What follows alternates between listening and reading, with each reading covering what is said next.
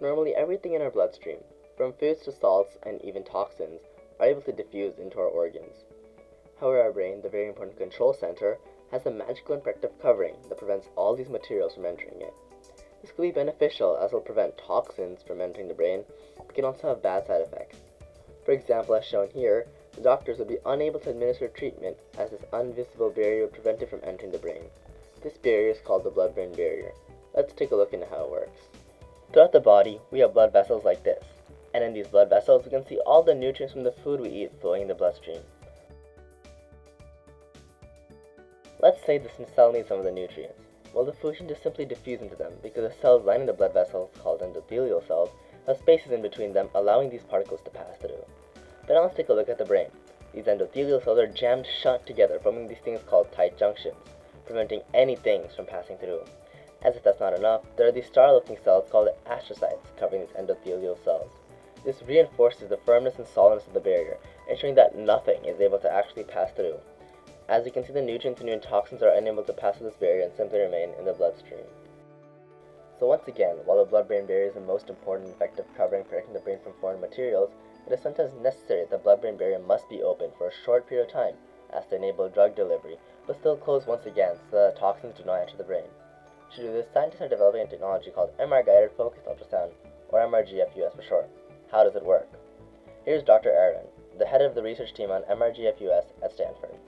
When we cause that microbubble to expand and contract, in general, that can open up the blood vessels. If you used it elsewhere in the body, it would just make them that much more leaky.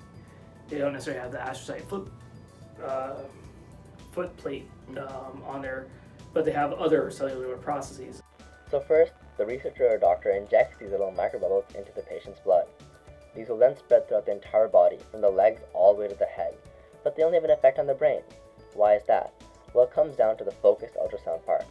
As the microbubbles continue to spread, ultrasound will be targeted at specific regions along the blood-brain barrier which needs to be open. This will cause the microbubbles to expand and then contract. This rapid expansion and contraction of microbubbles exerts a pushing force on the blood vessels, causing them to expand and contract, leading to spaces emerging between endothelial cells and decreasing the tight junctions.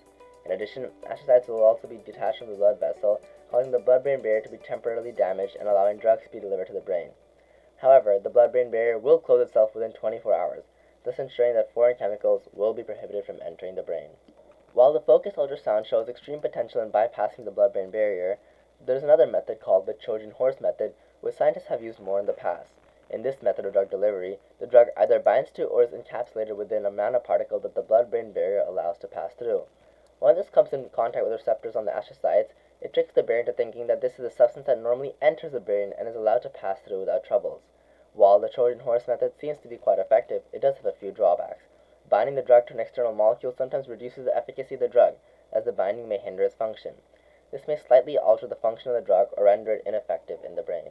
We love the blood-brain barrier. It keeps us safe from all the harmful and toxic substances that would love nothing more than to feast on our control center. Yet sometimes it is important that we allow materials to pass through to treat neurological conditions. While the Trojan horse drug delivery system has been used in the past, the real breakthrough is coming with the use of the MR-guided focused ultrasound technology, which will non-invasively open the barrier temporarily, allowing treatment to occur before reclosing. This breakthrough is truly revolutionary, as it has the potential to treat many neurological conditions, including Alzheimer's and Parkinson's, which were previously untreatable.